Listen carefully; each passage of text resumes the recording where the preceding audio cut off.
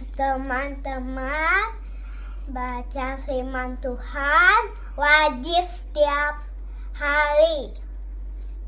Amin. Halo teman-teman, baca firman Tuhan wajib setiap hari. Amin. Salam, selamat pagi dan selamat berjumpa kembali di channel TBKK Jupiter Tinambunan. Firman Tuhan pada pagi ini di hari yang ke-162 tahun 2024 diambil dari kitab Rut pasal 2 ayat yang ke-12 dengan perikopnya Rut bekerja di ladang Boas. Sebagai ayat inti pada pagi hari ini yaitu Tuhan kiranya membalas perbuatanmu itu dan kepadamu kiranya dikaruniakan upahmu sepenuhnya oleh Tuhan Allah Israel, yang di bawah sayapnya engkau berlindung. Itulah firman Tuhan pada pagi hari ini. Nah, kemudian untuk mendukung sebagai bacaan kita pada pagi hari yang diambil dari surat Paulus ke jemaat Filipi pasal yang kedua ayat 1 sampai 11. Kerendahan dan kebesaran Kristus. Jadi kerendahan hati dan juga kebesaran daripada Kristus. Bacaan malam juga surat daripada Paulus ke jemaat Efesus pasal 4 ayat 17 sampai dengan 30. Kehidupan yang baru di dalam Kristus. Sekarang kita melihat perikop daripada bacaan hari ini atau ayat hari ini. Rut bekerja di ladang Boas. Siapakah Rut itu? Ini dulu yang mau kita tanya ya. Rut adalah seorang perempuan Moab ya, yang menjadi menantu Naomi. Dan Naomi seorang wanita Israel.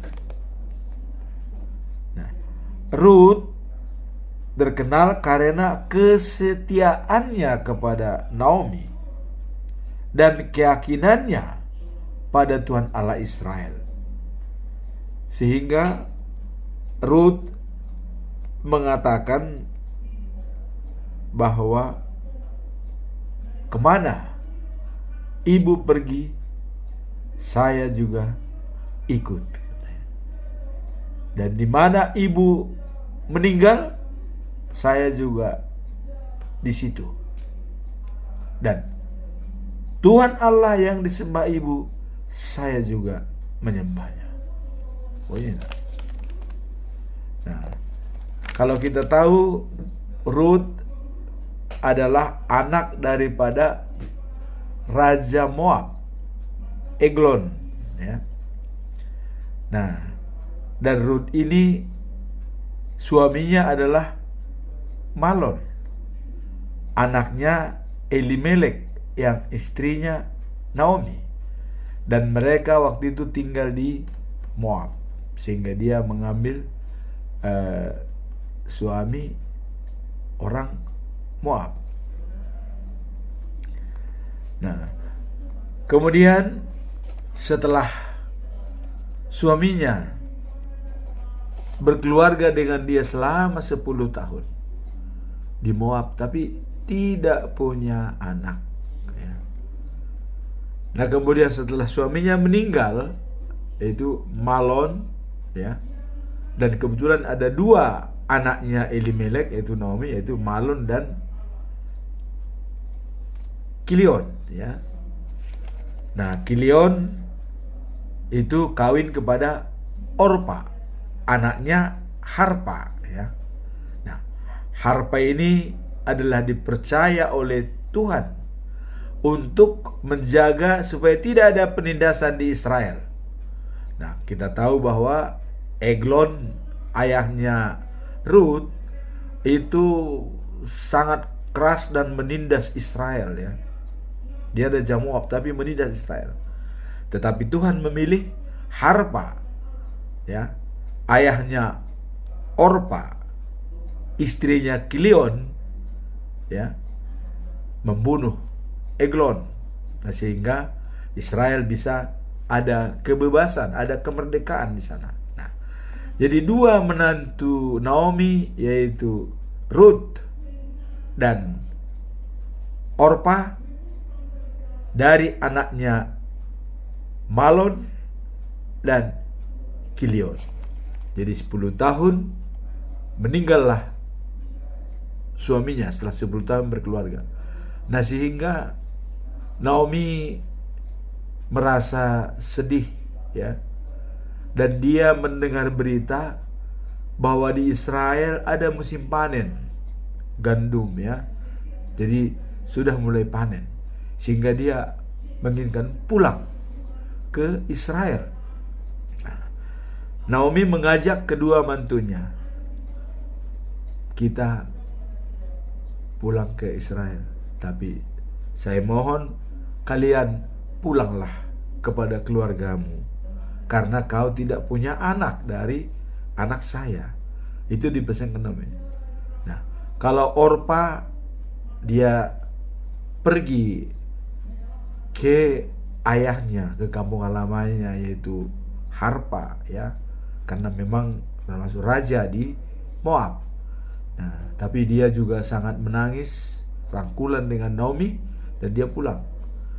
Tetapi kalau Ruth, dia sangat setia, ya, dan juga mungkin karena latar belakang di kampungnya pun, ya, Eglon kita tahu adalah raja yang menindas, sehingga Ruth memutuskan untuk pergi bersama Naomi. Kemanapun kamu pergi, saya ikut. Di mana kamu meninggal, saya juga ikut. Dan kita tidak mau dipisahkan kecuali diceraikan kematian. Itulah kesetiaan daripada Ruth kepada Naomi. Nah sehingga Naomi membawa dia ke Israel. Nah kemudian setelah berada di Israel, ya, pada suatu hari, ya, Ruth izin kepada Naomi. Dia minta izin untuk pergi memungut gandum.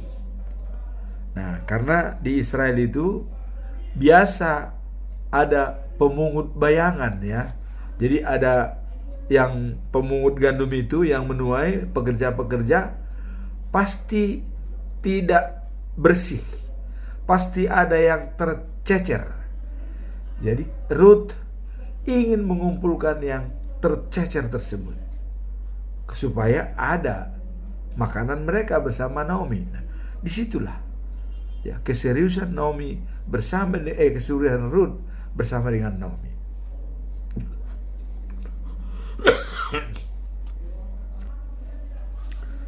Nah, sehingga Ruth diizinkan oleh Naomi untuk pergi ke ladang Boas.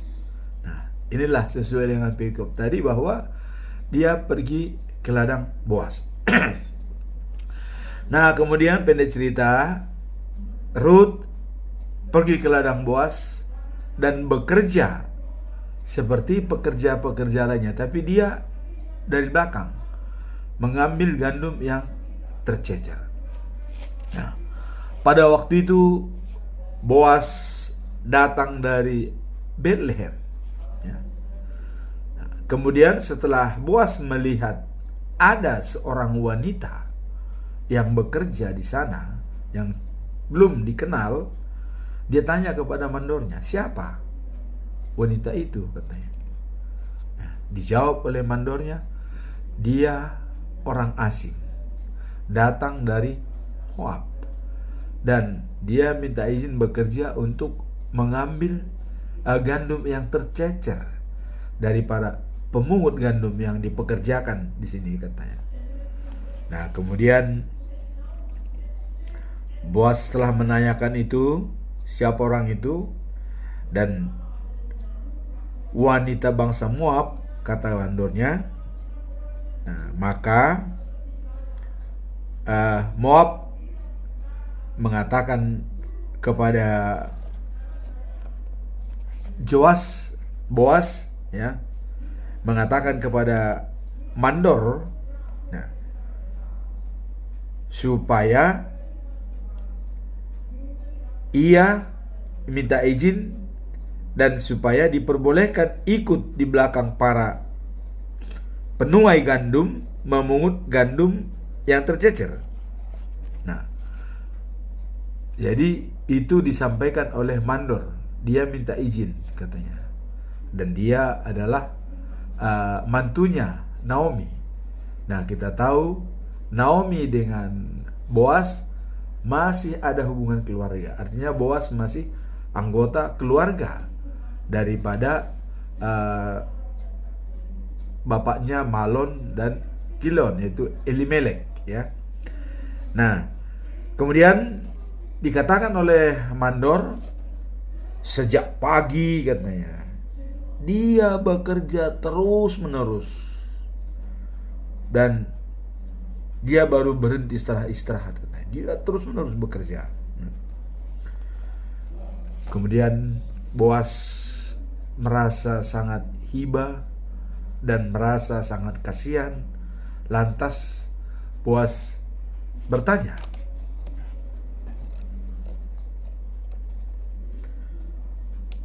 coba dengar dahulu, katanya kepada Ruth.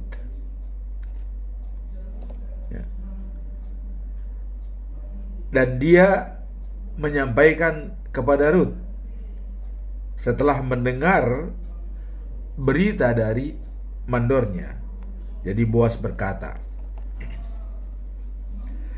tidak usah engkau pergi memungut gandum di belakang orang lain atau di belakang mereka, ya, dan juga di ladang orang lain.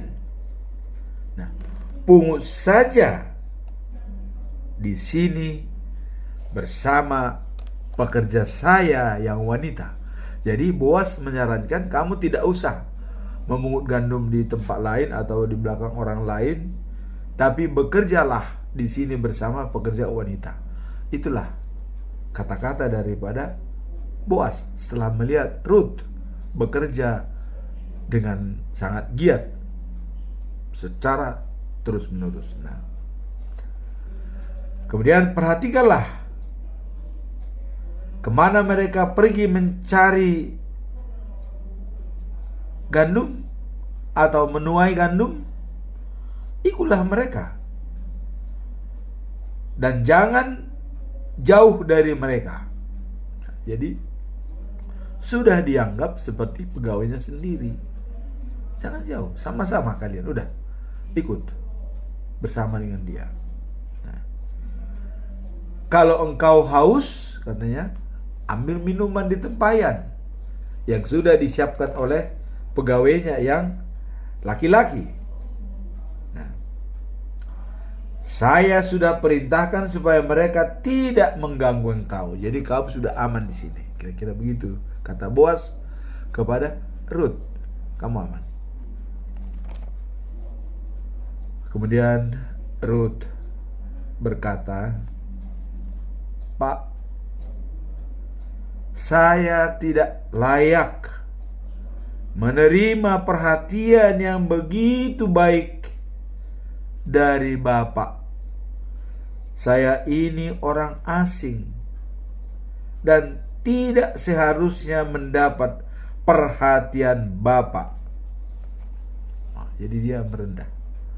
Waduh, saya ini orang asing, orang Moab, kok diberikan kedudukan sama seperti orang Israel, pekerja-pekerja wanita yang menuai gandumnya itu, kok sama. Dia bilang, saya tidak pantas, saya orang asing. Dia sadar. Itulah kerendahan hati daripada Rut. Nah, kemudian Boas menjawab, saya sudah mendengar tentang segala sesuatu yang kau lakukan terhadap ibu mertuamu. Dengan keteguhan hati, bahkan kemana kau pergi, ke situ aku pergi, katanya ke mertuanya. Kemana kau meninggal, di situ aku meninggal. Dan siapa yang kau sembah, itu yang saya sembah. Allah yang kau sembah, itu saya sembah. Disinilah Boas sangat empati, ya, sangat simpati dan empati, sangat merasakan begitu besar setia daripada anak ini. Sampai dikatakan, saya sudah mendengar tentang segala sesuatu yang kau lakukan terhadap ibu mertuamu sejak suamimu Malon meninggal. Saya tahu bahwa telah meninggalkan orang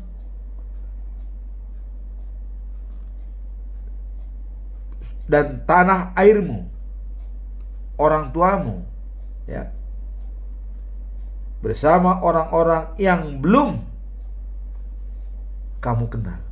Jadi kau tinggalkan orang tuamu, kau tinggalkan tanah airmu, dan kau mau bekerja bersama dengan orang-orang yang belum kamu kenal.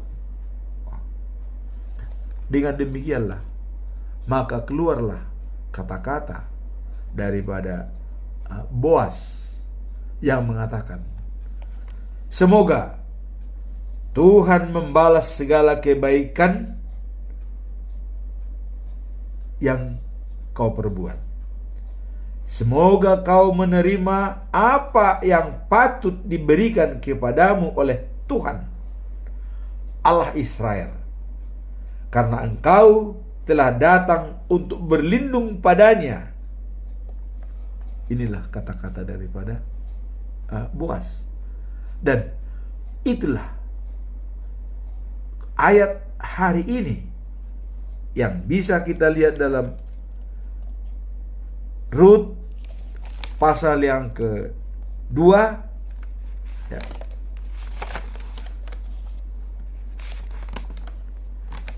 Ayat 12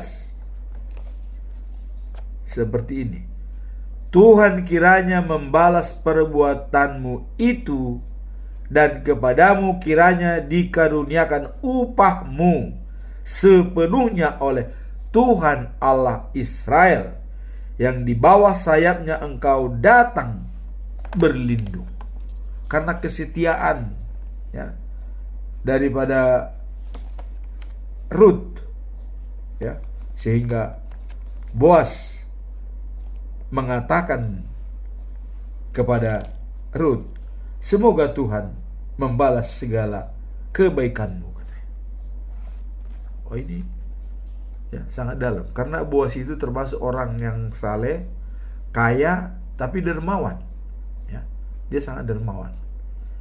Nah, kemudian Rut menjawab, Bapak sungguh baik kepada saya, meskipun saya tidak sama dengan pekerja Bapak. Inilah jawaban daripada Rut. Bapak sangat baik sama, tapi walaupun saya tidak sama dengan pekerja Bapak. Keramahan Bapak sangat menghibur saya. Jadi ini bersambut, gayung bersambut, ya, artinya antara Boas dengan Rut bersambung. Boas menghargai orang yang setia, orang yang jujur, orang yang baik, ya. Dan juga Rut juga akan menyampaikan seperti itu.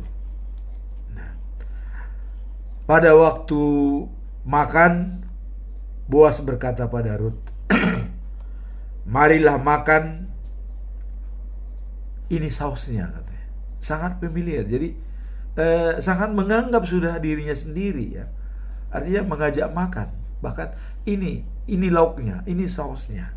Nah, maka Rut pun makan bersama Boas dengan puas.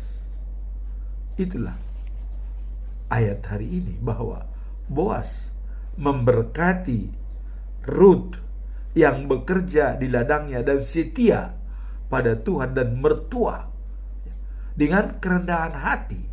Ya, Boas sangat menghargai sehingga dia mengangkat dia, walaupun orang asing atau orang Moab, tapi dianggap sama seperti orang Israel, bahkan sudah menganggap keluarga sendiri. Nah, kemudian kalau kita lihat, ya, Boas juga memberikan gandum panggang kepadanya dan Rut makan. Jadi apa yang ada pada Boas itu diberikan kepada Rut.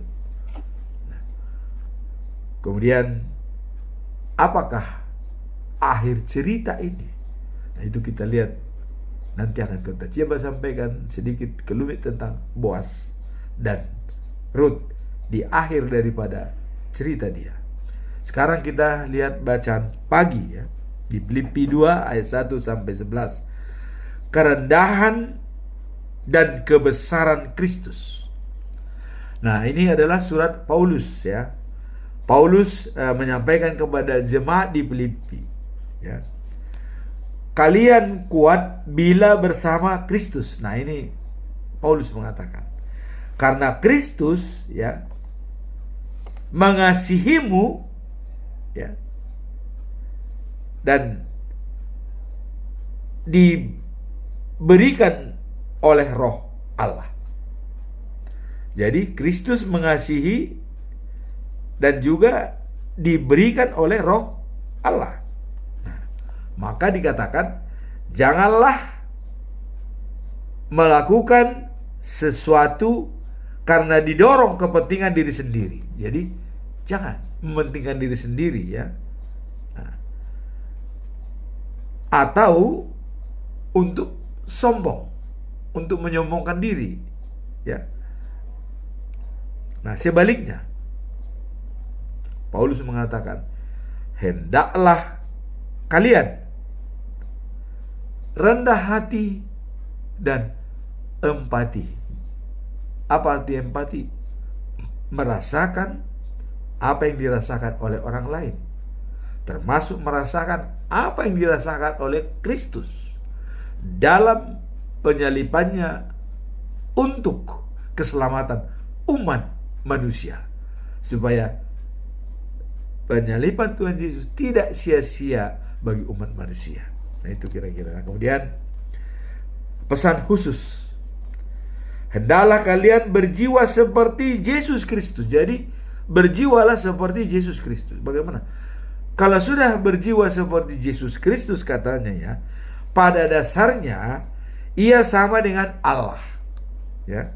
Jadi rendah diri dan taat kepada Allah sampai mati di kayu salib. Nah, itulah dikatakan oleh Paulus. Jadi berjiwa sama seperti Yesus Kristus. Karena Yesus Kristus adalah gambaran dari Allah sendiri. Nah, jadi itu yang dikatakan oleh Paulus kepada jemaat di Filipi. Nah, untuk menghormati Yesus Kristus, nah, maka katanya semua makhluk di sorga, di bumi, dan di bawah bumi ini akan menyembah Dia. Satu pun tidak ada yang tidak menyembah Dia. Makhluk di sorga, di bumi, dan di bawah bumi ini, semua makhluk menyembah Dia. Itulah yang dikatakan oleh pesan khusus daripada Paulus. Nah, kalau begitu, nah, bagaimana dengan kita? Nah, dikatakan, ya, dari semua itu mengaku bahwa Yesus Kristuslah Tuhan. Jadi merupakan suatu kesepakatan dari semua makhluk di dunia, yang di sorga dan juga di bawah bumi, bahwa Yesus Kristuslah Tuhan.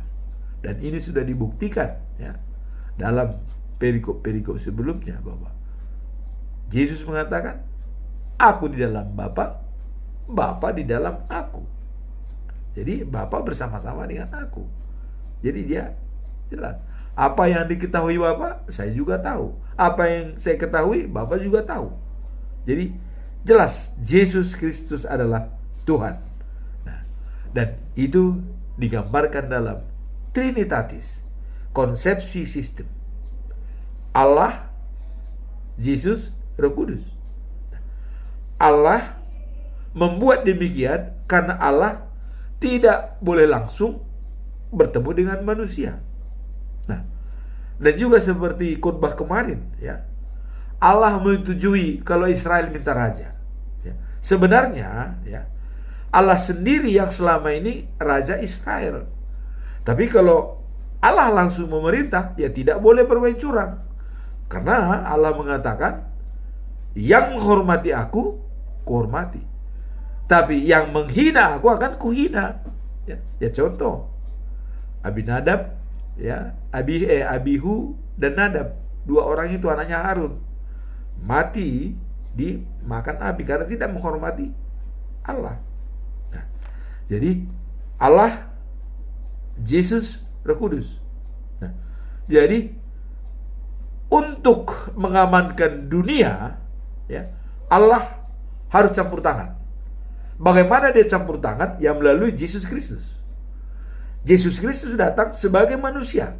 Tapi waktu Yesus dibaptis, langit terbuka. Datang merpati di atasnya. Dan ada kata-kata Allah, inilah anak kesayanganku. Dia menyenangkan hatiku. Jelas ya. Nah kemudian, karena Yesus harus mengakhiri tugasnya di dunia ini ya, dia berkhotbah selama 3,5 tahun, dan dia disalibkan ya, dan mati dikubur, tapi dia bangkit kembali ya. Nah, setelah dia bangkit kembali, tentu dia sudah berbentuk roh, tidak mungkin lagi seperti manusia ya. Dia sudah lagi bukan seperti manusia, tapi sudah semacam roh. Maka masuk rumah pun dia tidak perlu ketok pintu, dia datang saja ya. Tapi dia belum naik ke surga ya. Artinya dunia masih bisa melihat dia. Nah, tapi waktu dia mau bangkit atau naik ke surga dari hari yang ke-40, apa dia bilang? Saya akan naik ke surga, dan untuk mengisi kekosongan di dunia ini, maka Bapa akan mengirim rohnya ke kamu. Janji daripada Tuhan Yesus akan mengirim roh Allah untuk menemani kalian selama-lamanya. Karena saya tidak berada lagi di dunia, tugas sudah selesai. Sekarang roh itulah yang akan membantu kalian dalam setiap aktivitas. Nah, inilah yang dikatakan tadi, kerendahan dan kebesaran Kristus. Jadi kebesaran Kristus itu merupakan gambaran bagi kita untuk semua dunia ya, penduduk surga dan juga makhluk di bawah tanah, untuk memuji dan memuliakan Dia, bahwa Dia adalah Yesus Kristuslah sebagai Allah. Nah, ini perlu kita garis bawahi ya bagi umat Kristen ya. Tapi kita tidak memaksakan kepada umat lain karena ada koridor-koridor yang mengaturnya. Nah, kemudian dalam bacaan malam ya, yaitu diambil dari surat Paulus juga kepada jemaat di Efesus, yaitu Efesus pasal yang keempat ayat 17 sampai 30. Kehidupan yang baru di dalam Kristus. Jadi kalau sudah pengikut Kristus, ya kita hidup baru. Nah, pikiran Paulus kepada jemaat di Efesus ya, dikatakan begini: jangan hidup seperti orang-orang yang tidak kenal Allah. Jangan seperti mereka ya. Kenapa? Pikiran mereka kotor, yang selalu memikirkan negatif, ya. Nah, kemudian tidak taat kepada Allah, ya. Kemudian pikiran mereka gelap, tidak punya pengetahuan tentang Allah, ya, karena Allah juga merahasiakan kepada orang yang memang tidak benar-benar mau dan sadar, ya. Bahkan Allah datang kepada orang yang memang rendah, ya, yang tidak dihargai orang, di situ akan dihargai. Maka dikatakan Yesus batu penjuru. Kan batu sisa-sisa itu kan tidak kerikil-kerikil yang udah dibuang oleh tukang. Tapi Yesus bisa seperti Yesuslah batu penjuru, ya. Jadi itu dianggap itu seperti Yesus, walaupun dikucilkan orang, tidak dihargai, tapi dialah sebagai penyelamat. Nah, sekarang bahwa tidak punya rasa malu dan juga mengikuti hawa nafsu. Nah, itulah katanya orang-orang yang tidak mengenal Allah. Jadi jangan, kata Paulus, jangan ikuti seperti mereka. Tapi bagaimana yang sebenarnya, ya, kehidupan yang baru di dalam Kristus. Nah, dalam Kristus bukan demikian sifat-sifat Allah. Nah, jadi hendaklah hati dan pikiranmu diperbaharui. Nah, maka dalam Roma 12 ayat 2, harusnya kalian menjadi sempurna, kata Paulus. Sempurna itu yaitu hati, jiwa, dan roh, ya, dan jiwa dan kekuatan itu menyembah Tuhan. Satu kesatuan, itu yang sempurna, kata daripada Paulus. Nah, kemudian dibilang di sini bahwa hendaklah kalian dan pikiranmu diperbarui. Hendaklah kalian hidup sebagai manusia baru, ya, yang diciptakan menurut pola Allah, ya, dan juga tabiat atau kebiasaan-kebiasaan benar, lurus dan suci. Nah, jadi mengikuti pola Allah, tabiat Allah. Bagaimana pola dan tabiat yang disampaikan oleh Paulus? Harus mengikuti pola Allah. Nah, dikatakan begini, bila kalian berbicara, nah, janganlah memakai kata-kata kotor. Ya, misalnya kata-kata kotor itu kebun binatang ikut terbawa-bawa, ya. Ada bilang anjing, babi, segala macam. Ya, pokoknya binatang dibawa dalam rumah. Jangan berkata-kata kotor, katanya, ya.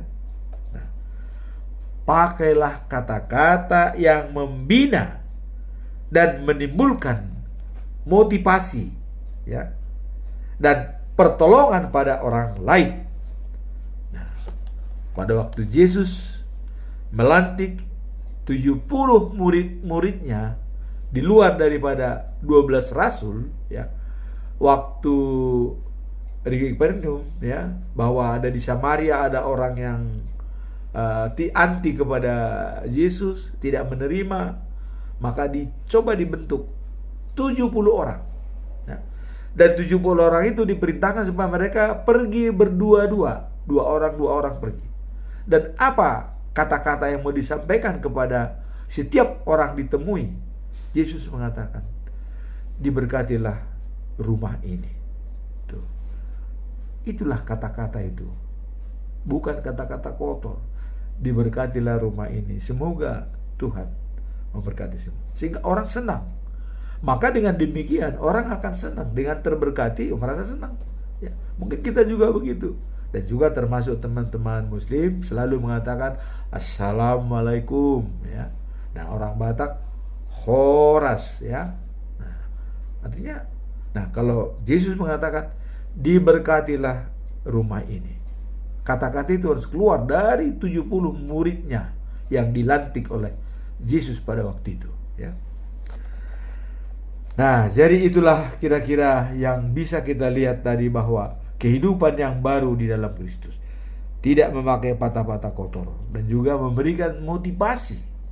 Dan dalam ilmu pengetahuan dikatakan bahwa kalau kita berbicara untuk didengar orang dan untuk dipahami, jangan kita berbicara tapi tidak dipahami orang.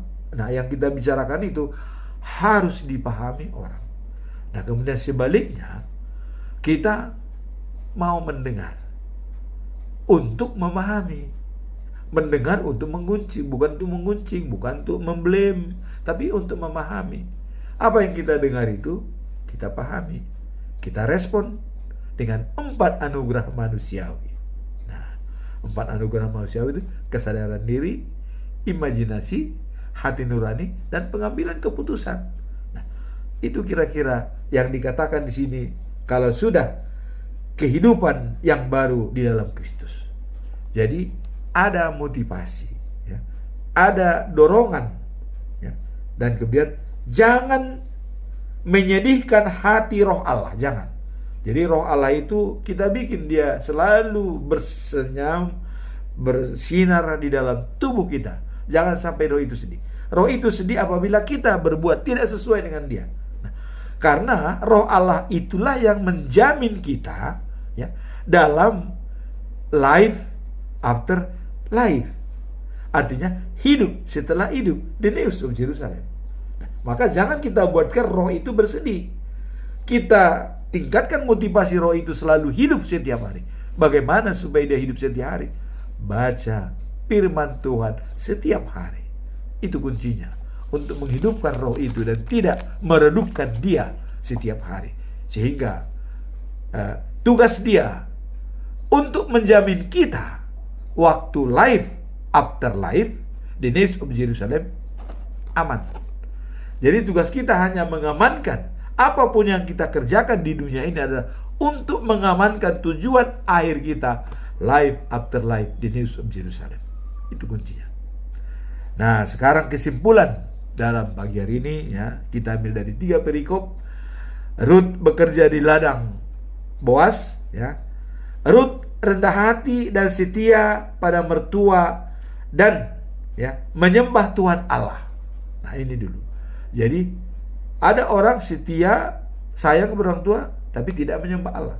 Tapi ini lengkap, setia kepada mertua dan juga menyembah Allah, ya.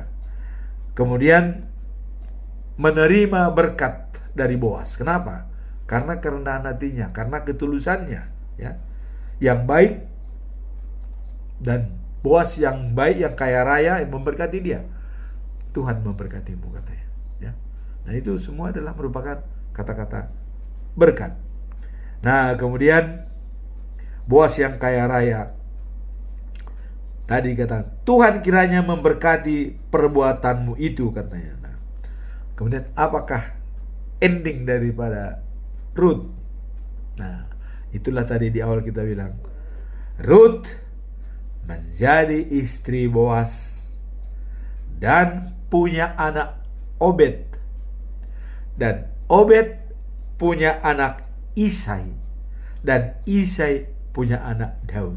Daud punya anak Salomo, dan Salomo, ya, keturunan Daud,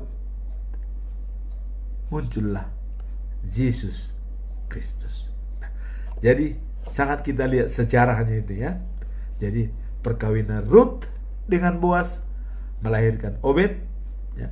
Kemudian Obed melahirkan Isai, Isai melahirkan Daud, Daud melahirkan Salomo, dan dari keturunan Daud penyelamat dunia datang, yaitulah Yesus Kristus, ya.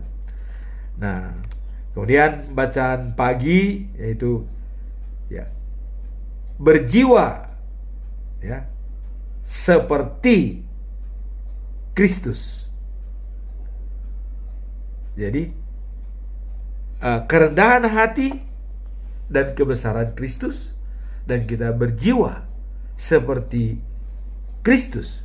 Nah, pada dasarnya juga, kalau kita sudah berjiwa sama dengan Kristus, kita sudah sama dengan Allah, taat kepada Allah.